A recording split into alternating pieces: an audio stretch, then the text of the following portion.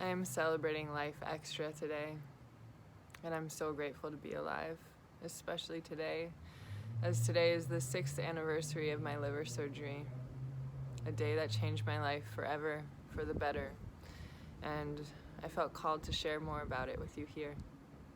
So this beautiful scar of mine, this peace sign shaped scar, turned 6 today, and that day changed my life drastically. If you knew me before, you've seen how much I've changed and grown, and it really allowed for me to connect with myself in so many ways that I had no idea would even happen. And as I've been reflecting leading up to today, just thinking about how much I've grown, I felt really called to talk about this near-death experience and to remind you that every day is a miracle. Every breath is a gift. And sometimes we go through really painful times, painful moments, painful experiences, and we don't know why. We don't know the reason behind it. We don't see the bigger picture. We don't see the light at the end of the tunnel. But the light's there. The light is always there. And it's only up to us to just move through it. So this is my story. I refer to my liver surgery as my spiritual awakening, my awareness of consciousness. And there are a few different things that led up to it. So growing up adopted, I didn't know much about my biological family's health relations, concerns, conditions, any of it. I didn't know anything. So I was continuously activated every time I'd go to the doctor and they'd ask about my mom and dad, and I'd say, well, I know about my adopted parents. And have to continuously write not applicable on everything else. And growing up, I was pretty much always healthy. I had some cavities, I had a few broken arms from playing sports, and that was pretty much it. I had some mental health challenges around depression and around identity crises in high school. I went into an abusive relationship in college, and I didn't deal with the emotions. I also, but around actual health things, like physical health things, I was always fine. I was always healthy. And what happened was, it was about 9 months after my best friend passed away from cancer that I was grieving, trying to grieve. I didn't really know how to grieve at the time. Any belief I had in God disappeared when she passed. I thought, how could a 21-year-old, vibrant woman full of love leave us this way, so suddenly, in this manner? I had lost a lot of hope. I was scared, really scared. I lost a lot of myself in those 9 months. And I lost more of myself in this surgery. And that was a time where I had no idea what to do with my days without her. And this surgery gifted me a chance to look at me, to adopt myself. This was the beginning of my journey of introspection 6 years ago today. The beginning of my healing 6 years ago today. And what happened was, I was traveling in Israel on Birthright, which was so much fun, and I ended up getting a stomach ache, and it's horrible stomach ache. Honestly, real truth, was the worst thing I've ever experienced. My most embarrassing moments TMI, but yeah, I'm tempted to share it. But basically, it was the most embarrassing moments, and shout out to Melanie. I love you. Thank you for being with me in my most embarrassing moment. And I basically didn't get better. I didn't feel well for a few weeks. I ended up having jaundice, and I went to the doctor. The doctor said, well, your liver seems to be inflamed. And I said, how is that possible? I don't drink that much. Why is my liver inflamed? Went and got a few MRIs, a few different tests, and basically came back that they thought that there was a cyst in my liver the size of a fingernail. So I said, okay, what does a cyst mean? What is this? Is it possibly cancerous? Is it da-da-da-da? My mind went spinning. And basically we realized that the recovery would be long, so I decided to fly back from New York to LA to be with family. And I was basically told that the cyst was blocking the bile ducts. So as the cyst was blocking my bile ducts, it was preventing it was adding a buildup of bilirubin in my blood. And a bilirubin count is usually supposed to be between 0 and 1, and mine was at 17. So at the time, I was a 26-year-old who wasn't healthy enough for surgery. And through that entire time, that entire process of waiting about 5 weeks to be healthy enough for surgery, I reflected on my life. At the time, I wasn't that spiritual. I wasn't that connected to myself. Didn't do any of the practices that I do today. I didn't embody any of the things I embody today. And I started to think about, why was this happening to me? I made myself the victim. It was happening to me. And it wasn't until after surgery that I realized it happened for me. And it wasn't until years after that I realized it happened through me. And today, it happens as me. Life happens as me. And the empowered self that I am now. And so, as I was reflecting on my life at the time, I thought, am I actually happy doing what I'm doing? I was living in New York. I was living that fun New York life. I was working in fashion. I was working my ass off.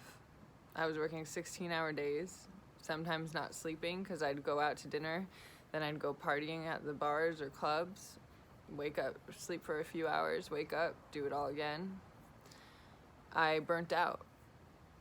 And I was also trying to grieve, trying to be okay with the fact that my best friend passed away from cancer so suddenly, just months before that. And in the 5 weeks of getting multiple endoscopies to try to clear my blood flow, I was terrified, completely terrified. And finally, I was able to be healthy enough to have surgery. And the night before, I remember being in the room in my parents' home, and the room I grew up in, pacing. I couldn't sleep. I was crying hysterically. And I kept thinking, what if this was my last day here? What if this is my last night? What am I gonna do? What am I even gonna pack to go to the hospital? What's the point in doing any of these things? And my mom just came in and she witnessed me and she just held me. She said it would be okay, even though she had no idea if it would be okay. And so on this day, March 2nd, I went into a hospital, and as I was changing into a nightgown, I started crying and I said, if there's a God, if there's a creator, if there's a power greater than me, I don't know what my reason is for being here, but I surrender to you. And if I make it through this, I will change, I will do better, I will be better. And it was in those moments that I was changing. I fell to the floor And I called on Eden, who had passed a few months before, and I said, Eden, I don't know what's going on. I don't know what to do. I don't feel safe. But I know that you're here with me. And I know that when I do come out of this, there will be a reason. There will be something greater that I just didn't see. And so I went into surgery, came out. And when I woke up, I remember seeing my parents, and I said, did it already happen? The next 5 days in the hospital were a total blur. And I remember waking up in my hospital room, and initially I was told the scar would probably be this big. It's now this big. It's like all across. So when I had a bandage across my entire midsection, I said, what happened? And they said, well, we had to remove half your liver and your gallbladder. And at the time, as before I went into surgery, they said there's a few different options. It could be a 2-hour surgery, a 3-hour, 4-hour, 5-hour. If it's above 8-hour surgery, it's the worst type of surgery. And I was in surgery for 8.5 hours. And God bless my family and all my friends for all the prayers. And especially my family who sat there waiting 8.5 hours. And the biggest gifts that I've received from this experience have been to trust. To trust my body, even though I didn't at the time. To treat my body like a temple, even though I didn't leading up to that. And to trust that there are powers greater than humans, supporting us, listening to us, loving us, guiding our ways in the seen and unseen. And that was the beginning of my spiritual awakening, my awareness of consciousness, to really surrender that I don't know. I'm not in control. And those two things, I don't know and I'm not in control, changed my life. Now, my ego was still in the way for many years. Still gets in the way sometimes, but my ego is now my amigo. And in the years after the surgery, and for the record, the surgery, in the years after the surgery, I started to come into myself more. I started to realize all the emotions I had repressed, and I really began a deep healing journey with myself. And when I came out of the surgery, I asked them, I was like, okay, is the cyst cancerous? And they said, no, it's benign. I said, how did it form? They said, we have no idea. And they told me that I was one of 200 cases reported in the world for a cyst like that. And that they believed that it was probably there when I was born, and that it just got bigger over time, and that my birth control could have contributed to its growth, but that they had no other ideas or answers for any of it. So my 26-year-old self freaked out, and it was in those moments that I said to myself, I'm never touching birth control again. And I don't think I want to take any prescription drugs. And I was told at the time, God bless my doctors, but this is the gap between Western medicine and holistic practices that needs to be filled. Because the surgeon who removed half my liver and my gallbladder, when I asked, do I need to take vitamins or supplements? Would that be helpful? They said, no, you're okay. Your liver will regenerate. My liver did regenerate.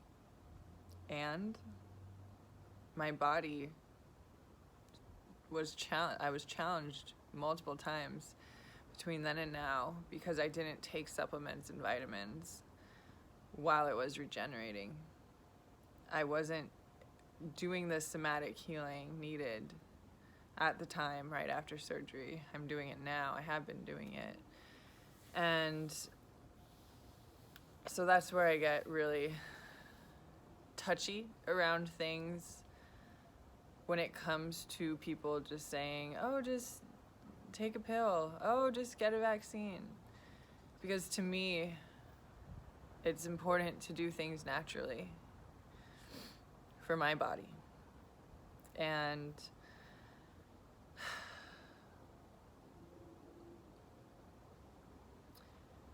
being told that they don't know how it formed, that wasn't an answer I was okay with. And so over the years, I would study, I would look up, I would just ravage my brain about trying to understand why was it there? Why did it happen? What was it teaching me? And I realized that I hadn't processed my emotions. I didn't grieve my relinquishment. I didn't grieve the abusive relationship I was in. I didn't process the anger or the trauma from being raped. I didn't process so many things, and it kept building up. That anger kept building up. And we store anger in our livers and gallbladders. So no wonder I had a cyst the size of a softball sitting in there, growing. And it wasn't until years later for me to take responsibility for the fact that I'm the one that manifested that. What happens in manifestations is that if we don't deal with something in the spiritual realm, it manifests to the mental and emotional realms. When we don't deal with it then, it manifests to the physical. Every time I have eczema or every time I have like a little blemish or something, it's because I'm not dealing with something. Or sometimes it's because I ate dairy. But then when it comes to other things, stored emotions, anger, shame, guilt, jealousy, those low frequency energies, I held on. I kept playing victim in my own mind and in my own body year after year because I didn't know how to process things. And this surgery gifted me pause between the initial diagnosis and the surgery. Gave me that pause where I came home and thought, holy shit, what am I doing with my life? What have I been doing? How have I been treating my body? Am I even happy? I wasn't happy at the time. The time before, I was literally... I was a workaholic because I didn't want to sit alone with myself and deal with the fact that I wasn't happy or deal with the fact that I actually was raped and that I didn't know how to process that and that I did still hold anger for my abuser and that I didn't know how to process that. I didn't know how to say it. And so it took me years to say it to anyone else. Eden had known, and then she had passed, and then I thought, well, maybe it'll just die with her. Maybe I don't need to deal with it. But this surgery, everything came up. Everything came up. And I didn't know how to handle it. I didn't know how to process. It took me years of slowly processing everything one by one by one by one. I'm still doing it. And I'm grateful for this pause, for this hitting a brick wall. I call it my burnout. Because I was working so many hours, I was so focused externally. I was so focused externally trying to grab things, validation, love, acceptance from others so that I could feel it within myself. Instead of looking within myself to then experience it outwardly. And I could go on and on for hours about all of the gifts and learnings I received, but the biggest thing was to be grateful for every breath, to be grateful for the miracle of each day, and to find love in every moment, no matter what. My surgery was the turning point of my life. It brought me a connection to God and to Spirit that I had no idea I could ever experience. And it brought me to a place of learning how to love myself, of learning how to adopt myself. And it was such a traumatic, terrifying experience that allowed for me to see the beauty in everything. And it allowed for me to let go of a fear of death, a fear of dying. As I now see in so many ways, we don't ever die. Our bodies do. We don't. And although it was completely traumatic and terrifying, it was the greatest gift of my life. And I wouldn't be who I am today had it not happened. I did not expect this video to go so long. But if you or anyone you know is faced with a moment, an experience where it just feels like the weight of the world is on you, and you don't know where the end is, and you don't know where the light is at the end of the tunnel, you're not alone. And the light is always there.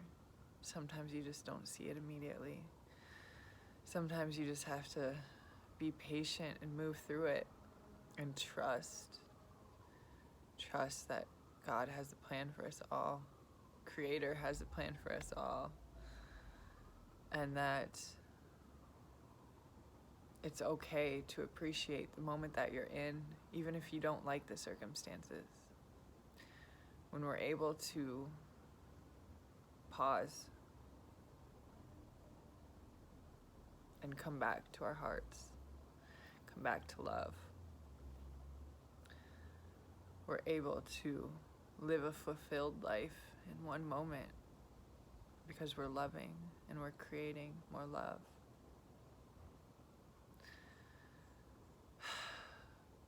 So, to my peace sign shaped scar, I love you, and I love this body of ours, and I trust you more every day, and I'm learning how to treat my body as a temple even more every day, and a lot of it starts up here, and being free from mental suffering. And I'll share more about that soon. In the meantime, thank you for witnessing me.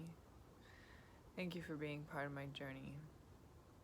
I'm gonna sip some more of this cacao, and thank you for breathing with me.